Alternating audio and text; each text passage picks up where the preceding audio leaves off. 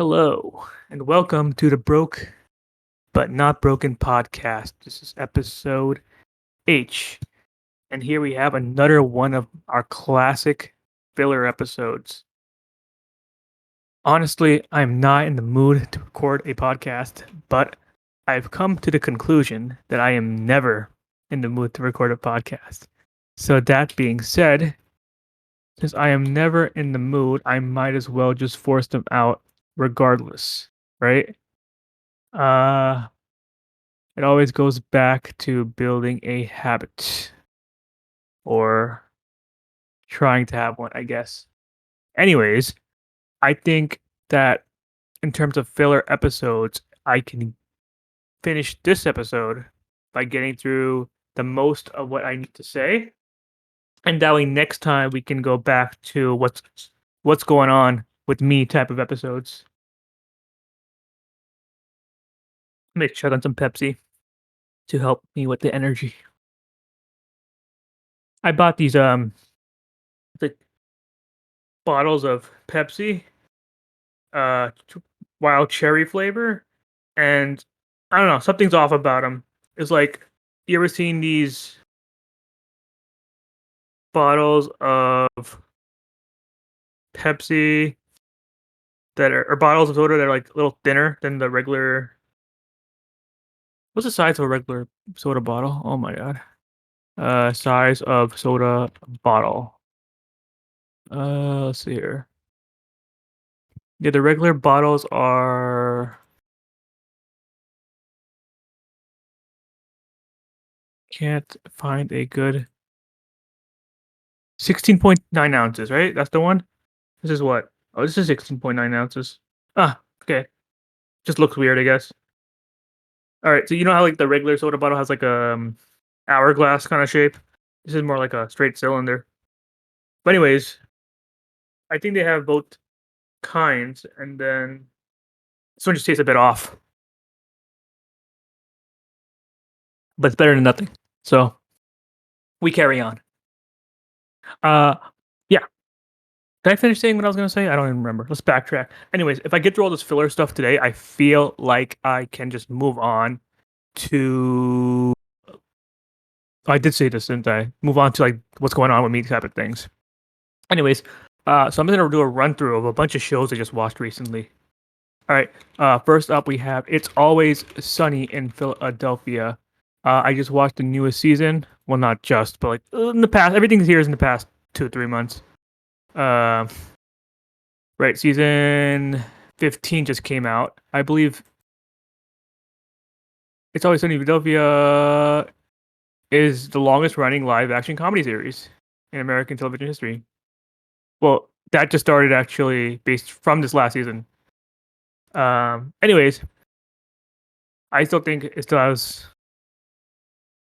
I still think this is one of the best sitcoms of all time. I recommend it to everybody, and not much to say about it. If you like Seinfeld, specifically if you like the character of George Costanza, I say check out this show. Next, I'm gonna jump right into Curb Your Enthusiasm. Okay, this is a show that a lot of people probably have not heard of, but they should. Uh, this show is great. It's like if you love making scenarios with your friends, like what would you do in this situation? This is the show for you. This show is about honestly, it's a the main character, which is Larry David, the creator of Seinfeld, playing an exaggerated version of himself. Um, he's honestly like me, and I don't mean that in a good way because he's a terrible person in the show. And because I agree with like 99% things he does, I believe that also makes me a terrible person. But I am a terrible person, so it's just at least nice to see it in a comedic form, I guess. All right, see, it's always sunny. Curb Your Enthusiasm is a recent entry into my top 5 sitcoms of all time, and I would recommend this show to anybody. It's great. It's so good. Um, Next, I finally finished Futurama. It's a animated comedy show that I've been wanting to watch in its entirety for a while. Um, and funny thing is, I just found out, or it was just announced like this week, that they're actually making a new season of Futurama. Even though they have officially ended the show, but Hulu ordered another season for them. So that's fun. That at the moment I finish the show, a new season gets announced. Um, Next we have Atlanta. Atlanta is pretty good show. Would also recommend. I'd recommend every show I watch here. Oh, except for the last one, by the way. No, second to last one, but I'll get to that in a bit. Atlanta is a sitcom drama starring I always forget his name. Donald Glover, right? This is Donald Glover's show, aka Childish Gambino, uh, the rapper. This is his show. It's a comedy drama. It's about um, making it as a rapper in Atlanta. That's why the show's called Atlanta. I think it's pretty good if you love a good mix of comedy and drama, but a little bit more focused on drama, but enough comedy to keep you um keep it a nice mix in the show. Next we have the show Black Summer. It's one of those zombie apocalypse shows. Um, I actually liked it a lot. I think all the characters are stupid, but all zombie apocalypse shows have characters that are stupid. So it's just given nature. I have bias towards these shows because I'm always a sucker for the zombie apocalypse scenario. Yeah. This show is kind of nice compared to like The Walking Dead because in this show, the zombies are actually a threat, and unlike other shows, they always end up, just killing the zombies in one shot. But here they're actually missing all their shots. Most of them cannot outrun the zombies. Yeah, it's a lot more. If this was me, I probably would be dead here. Type of scenario. So that's a nice change of pace. Uh, it's only 2 seasons of Black Summer. I don't know if there'll be a season 3, but I will watch it if so.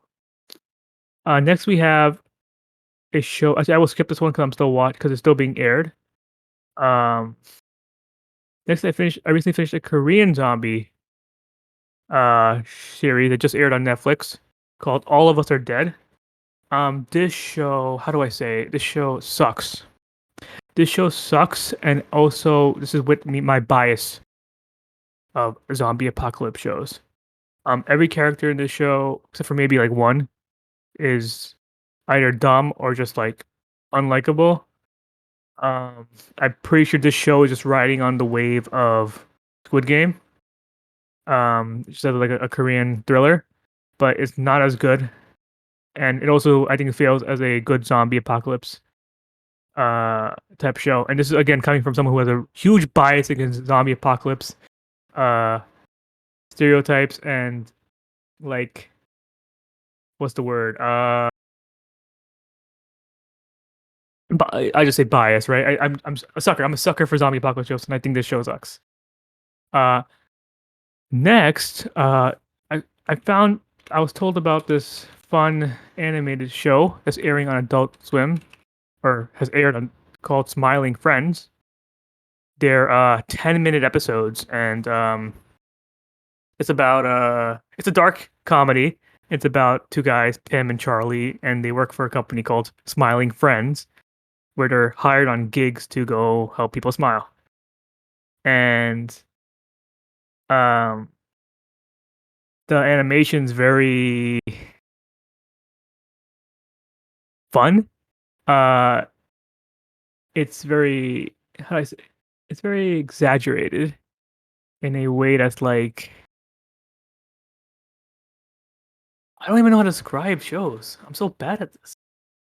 It's a good show. Okay, each episode's only 10 minutes. Just go watch it right now. It's 8 episodes, 10 minute, 8 episodes, 10-minute episodes, and yeah, it's they're smooth watches. And if you love a nice dark comedy, animated dark comedy, check it out. And it's Adult Swim, so you know it's going to be a little racy. And finally, we have one of the such a good superhero show. if you can even call it that. It's a follow up to the new Suicide Squad movie. It's a HBO series called Peacemaker, starring John Cena as Peacemaker, and the show is just great. It's it's got great characters. It's funny. It's a superhero show that I actually think is good. Okay. And the thing about superhero shows and superhero movies is that they're all good by nature, but for someone who doesn't have a bias towards superhero shows like I do, like I feel like the show is actually like really good, right? Um, that being said, I also am a huge wrestling fan, WWE fan, so it's cool to see John Cena as the main lead, showing his acting chops.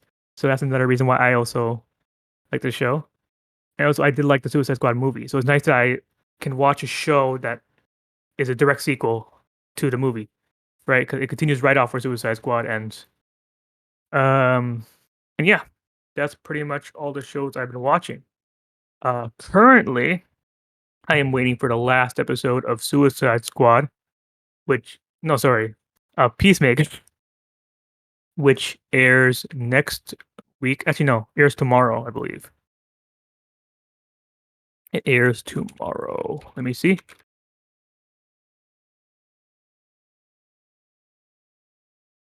February 17th. No, it's Thursday. Yeah, in 2 days. 2 days. It's the last episode. And then I'm also decided that I can't help myself sometimes with um finishing with not finishing shows. Um I'm a little good with it now. If I don't like the show at all, I will drop it and not go back to it. But if I liked it and I ended up like dropping it for non-disliking reasons, I feel very bad to leave it unfinished. So one of those shows is The Walking Dead. See how it all goes back to the zombie stuff. Um, and The Walking Dead, I ended up watching like I don't even know. I used to watch it on TV every week, Sunday nights. Let me see here. Yes, I stopped somewhere in season 8, and there's only 11 seasons. And I just realized it's actually not completed yet. There's still season 11 part 2 and season 11 part 3 because they decided to break it up into 3 parts for some reason. But that just means it'll be done within the next year. And I think it's even a perfect time to play catch up now so I can go back to watching it weekly. Um, yeah. So I've watched 8-ish seasons of Walking Dead. I might as well finish the last 3, right? And I never hated the show. I just thought it got less fun over time. But because I spent so much time with the show, I should see how it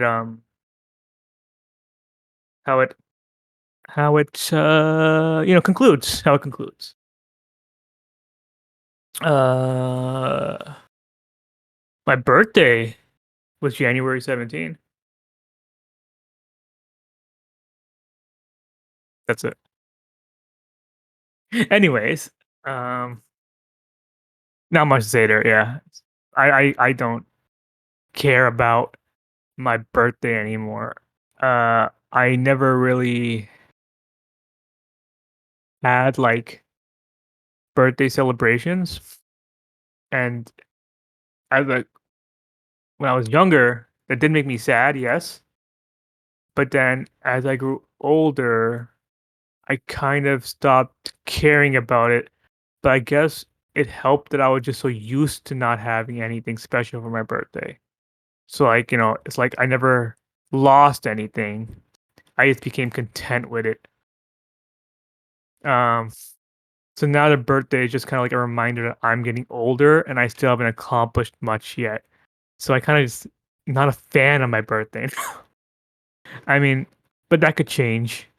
Maybe the birthday will become more of a happier time when on that day I'm like, oh, I did something in the past year or since my last birthday. So yeah, I think that mindset might change. But for now, the birthday's like it's gone from sadness to contentness to depressiveness.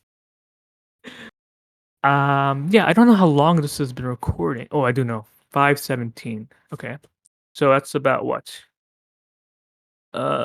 27. Okay, so 5 more minutes. That'll get me to the Yeah, let's talk. Let's talk about uh Karuta.